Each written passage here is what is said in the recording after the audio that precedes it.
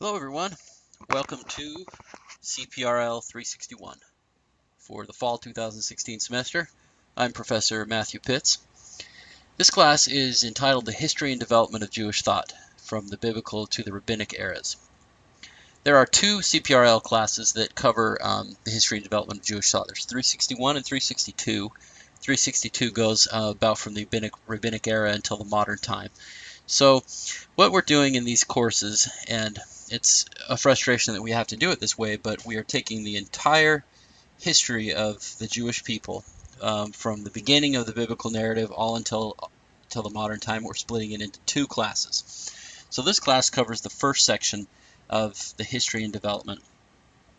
I say that that's frustrating because anyone that's ever taken a survey course like this that covers thousands of years of history, it's just completely impossible to cover everything that you need to cover. So what I've done with this course is try to create a series of 15 modules that have kind of the basis for a particular period of time or a particular thought pattern or something along those lines, and covered it in a module, and we'll do our best to get from point A to point B without any gaps in between.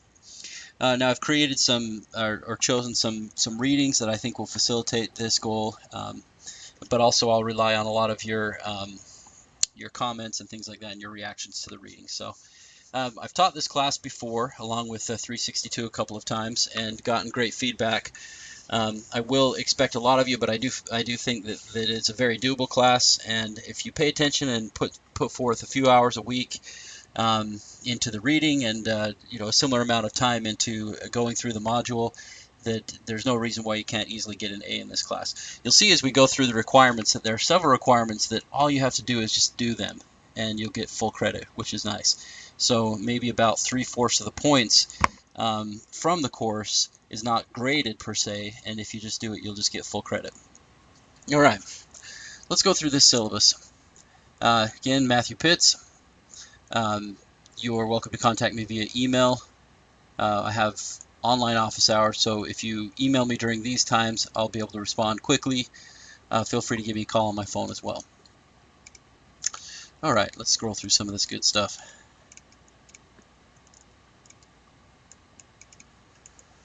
Okay, there are 1, 2, 3, 4, 5 sort of requirements for this class, or 5 sources of points, a total of 1,000 points. We'll go through each one of them individually. First of all, and this ties into participation in assignments, what's expected. There will be a discussion forum posted every week that we have class. Throughout the semester, and there are 16 weeks, 15 of which have modules. The 16th is week 14, which is your fall recess. And you won't have anything to do during that, so you can take the time off. But every other week, you'll have the opportunity to post in a forum. Now, I require that you post 12 postings throughout the semester, which means that you're going to need to be active nearly every week that you're participating in this class. Now, posting doesn't have to be too much.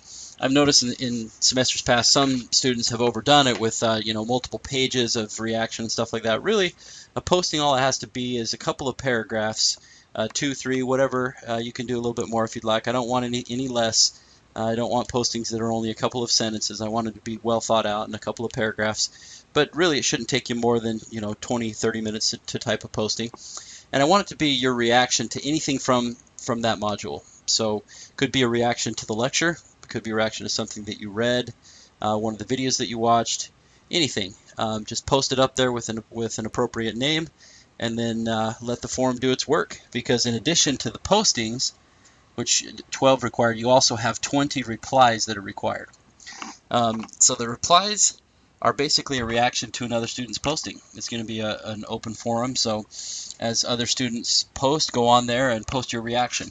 Now the replies don't need to be as long. They don't have to be 2 or 3 paragraphs. They can be a few sentences. I don't want the reply to just be, hey, great, I like it. I want it to be a little bit more. I want you to react, and in semesters past, we've had some great back and forth. But like I said in the introductory email to this course that I sent out last night, I don't want the anonymity of the online nature of the class to mean that we can be disrespectful. But I do want it to encourage us to be bold in our opinions.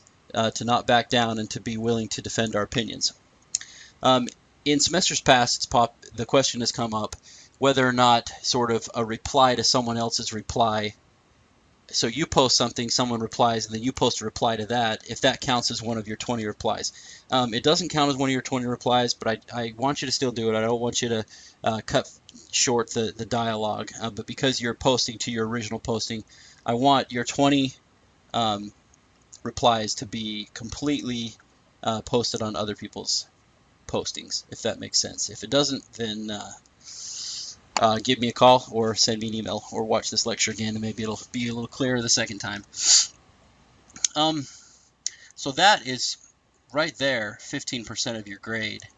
And you know what? That is wrong, actually. I'll have to correct that on the one that I post. It's actually more than 15% of your grade because it's 240 points out of 1,000. So I believe that's 24% of your grade. I'll fix that on the syllabus that I post. So it's 24% of your grade, and all you have to do is do that, and you'll get the full credit. Postings, timeline, have to be posted by Friday at midnight of the week that you're posting. That way we have all of Saturday and all of Sunday for people to react and to post their replies, and that's when the discussion really gets developing. So has to be posted by Friday at midnight. Otherwise, it doesn't count towards one of your assigned postings.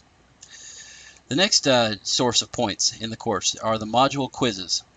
There will be 14 quizzes, so every week that we have class, with the exception of this first week, there will be a quiz. So the first quiz will be next week. Now these aren't automatic points. You have to actually study for these quizzes. And in the past, I've seen that some students take these seriously and they study for them. And by the end of the semester, they're grateful that they did, because they have more room to reach that A because they've done well on their module quizzes. Other students sort of just try to get through the module as quick as they can, take the quiz, that's that, and they don't do as well as they want to. But keep in mind, this is 21% of your grade. So make sure that you study for these quizzes. One thing that students have done in the past that I think has helped is that I will post, along with each module, the PowerPoint slides that I use for the lecture. And a lot of students will print those PowerPoint slides on them, print the slides, and then have them in front of them while they're listening to the lecture, and then take notes on the slides. Because I can promise that everything in the lecture, or excuse me, in the quiz, will either come from the lecture itself or from the readings. And I'll give you a little hint to those of you that are listening to this, get a little leg up on those that don't listen to this lecture. The vast majority of the points from the quiz will come from the lecture. There will be a few thrown in there from the readings, but the vast majority will be from the lecture. Now that doesn't mean that every question will come from one of the highlighted bullet points on the slides. I will quiz things that I say in the lecture that aren't necessarily typed out in the slide itself. So it's a good idea to take some notes, because during the quiz you're welcome to use your notes. You're welcome to have those notes in front of you as you go through. Keep in mind though that the quizzes are timed. They're 15 minutes. So if you've done your stuff, if you've done your reading, if you've watched the lecture once or twice, if you've taken notes, you shouldn't have a problem. Sit down, 15 minutes, more than enough time to whip out the amount of questions on the quiz. And a lot of the quizzes will have true or false. I tried not to make it too hard for you. So that's a good method for taking the quizzes. But take these seriously, because that's a source of points that you just you can't get back. All right. This is one of my favorite parts of the class, and I am not exaggerating to say that this will probably be the most memorable part of the course for the vast majority of you. During the semester, you'll have the opportunity to find and attend a synagogue service. Now, in semesters past, there have been discussions, well, what kind of service? Can it be a holiday service? Does it have to be a Sabbath service? It can be anything. Any service that takes place at a synagogue. It can be a Reform synagogue, it can be conservative, it can be Orthodox, whatever you want. I don't care. I don't have any particular preference. But you just need to attend a service, and then you'll write up a short reaction paper to this. I want to know about your experiences. Now, this is the sort of the honor system here, but if you already do attend a synagogue, I want you to attend a different synagogue. So if you attend a Reform synagogue, try attending an Orthodox synagogue and write about the different experience that you know, how it differs from your standard synagogue or something along those lines. But I want everybody to attend something that is not necessarily out of their comfort zone, but out of what they're familiar with. And I promise that this lived religion portion of the class will be probably the most memorable experience that you have. That will be due not at the end of the semester, so keep these dates in mind. Monday, November 7th, the beginning of week 12 by midnight. I will have a folder available on Titanium for that to be posted. Okay, the next thing is the research paper. So the research paper is 20% of your grade, and I left this wide open. I don't want there to be any confusion because I know I keep talking about semesters past, but that's how we work through the issues that we face in other times teaching this class. But students have emailed and said, oh, I'm just not sure what I'm supposed to write on. It wasn't clear in the syllabus. Well, let me make it as clear as possible. You can write on anything of interest to you. All right. Basically, what you're going to do is you're going to select a topic that fits within the framework of one of the semester modules. So there, like I said, there will be 15 modules, and the modules are pretty broad. It could be on, you know, something from the biblical narrative. It could be something during the Second Temple period. It could be on the Maccabees. It could be on anything that you want that fits into any of these modules, even if it doesn't have an automatic sort of incorporation into one of these modules, but it somehow kind of fits with the time period of the survey that we're addressing. That's fine. Just run it past me, and I'm sure I'll think that it's great. But I don't want you to feel like you have to just do it on what the module is about or one of the readings in the module. You know, you could do it on you know, on women in the Second Temple. There is going to be a reading on women, but you know, if there's something that you find that's not in one of the readings, not in one of the modules, and you like it, by all means, go for it.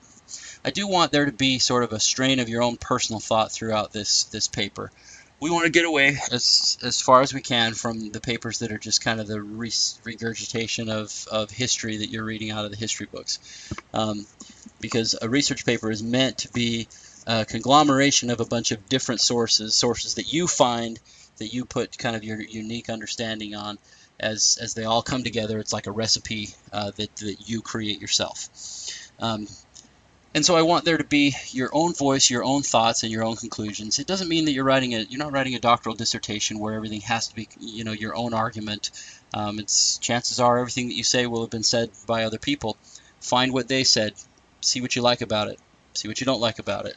You know, give me your own reactions. There have to be at least 2 primary sources in there. So if you have any questions about what a primary source is, feel free to reach out to me. It's basically just something that was said originally by someone. So we'll talk a lot about an ancient historian by the name of Josephus. He's one of the oldest Jewish historians and one of the only early Jewish historians that we have outside of the biblical narrative. And the writings of Josephus, for example, are a primary source. So it's what he said when this happened, not what a scholar 100 or 200 or 1,000 years later said about Josephus. That's a secondary source, but the primary source itself is Josephus. And you will actually get some primary source readings throughout the semester, so you should be able to distinguish between the two and understand the difference between a primary and a secondary source. And if you still have questions as it's coming time to work on your paper, feel free to reach out to me. I'd be happy to walk you through this and give you some suggestions. But one thing that I suggest to students is go to the Fullerton Library, find the section on Jewish history and Jewish studies, Jewish theology. They'll probably be in different sections throughout the library. Just get one of the librarians to help you and just start going through some of the books and see what's interests you. Or if you have a topic in mind, go straight to that topic, have the librarian help you. And I guarantee that you'll find a lot in these sections that will help jumpstart your research. But I really recommend that you work on this a couple of months in advance, because to be honest, this is where a lot of students leave points on the table as well, because they whip out their research papers a couple nights before it's due. And I can absolutely tell when a student has done that, and I can tell when a student has put time and effort into working on their research paper, polishing it, And along those lines, if you want me to review your research paper beforehand, you have to submit it to me at least 2 weeks before the deadline. And I can review it and read it and give you some suggestions that will help you get a better grade on it. And then send it back to you. You send it to me on the deadline, and then I'll regrade it. So that's a good thing that a couple students have taken advantage of, but at least 2 weeks before the deadline so I can have time to read it and review it.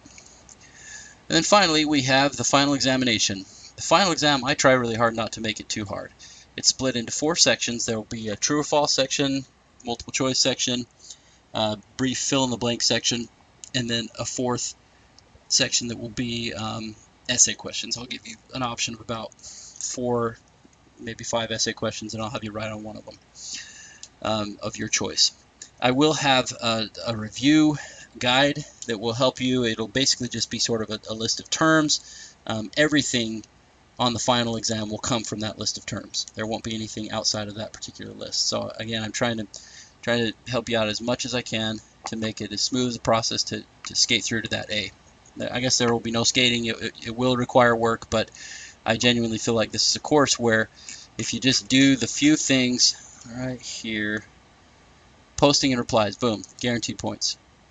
Synagogue assignment, guaranteed points. Right there, that's almost half of the points in the class, and it's guaranteed.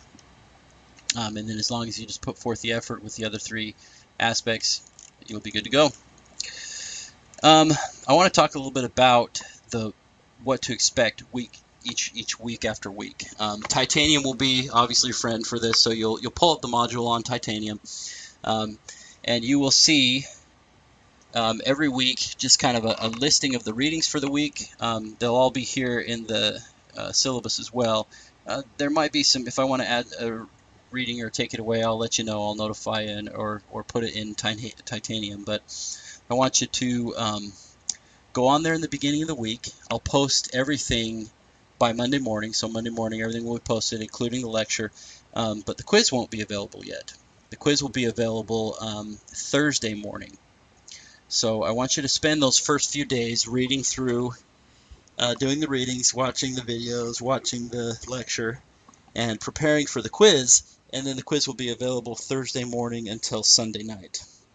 Again, keep in mind that for your postings, you have to have your posting in by Friday at midnight for that to count. And then your replies will go in after that. Now, feel free to post before that if you'd like, and reply before that if you'd like. If you're going through the readings or watching the lecture and you're like, wow, I got to post on this, you don't have to wait till Friday at midnight. Post right then, and if you're someone else and you're going through the readings and you see a post pop up and you say, holy smokes, I got to respond to that, that's great. Then do it right then, no worries. But to get credit, it has to be by Friday at midnight. When you go through the syllabus, and I think it's a good idea to review the syllabus in detail. If you find any issues with the syllabus, please let me know, because the thing that I've discovered throughout the semester is when you have throughout the years, when you have a 13-page syllabus, a syllabus is like a human being. There are no perfect humans, and I found that I'm striving for perfection in my syllabi. So if you do find a mistake in the syllabus, and actually I already found one, the 15%, I'm going to change that. Please notify me. I don't want there to be any confusion. If there's an issue that pops up on the syllabus, a discrepancy or anything like that, let me know so I can notify the entire class. Every Monday morning when the module goes up, I will send out kind of an email to the class with a brief introduction for the class. That same introduction will be posted on the module as well. Just want to remind you guys that you are in the class, because every semester I do have 2 or 3 people that forget that and don't end up doing or submitting anything, and then at the end of the semester I have to just submit an F form, and I absolutely don't want to do that. So just keep in mind that I'm your advocate in this class. I really want you to have a good experience. Hopefully throughout the lectures you'll understand that I'm extremely passionate about this subject. It's so fascinating to me. I love studying this. I think it's amazing. There's so many aspects of this study, and that's the great thing about it. This is not a theology course. It's not a history course. It's not a politics or political science course or sociology. It's everything mixed into one. And you'll notice throughout the module, some will focus on certain aspects. Some will focus on Jewish belief and the belief systems and theology. Others will be more of a historical narrative.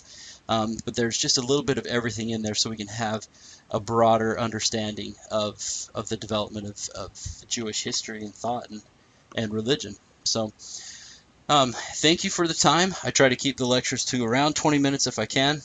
Please feel free to reach out to me if you have any questions this week. The first thing you'll do for the week, and really the only assignment, is just to post something about you on the forum that I will post along with this lecture that tells us something about you, tells us why you're interested in taking this class, something sort of interesting about who you are in school or outside of school. So that's it. Have a great week and welcome to the semester.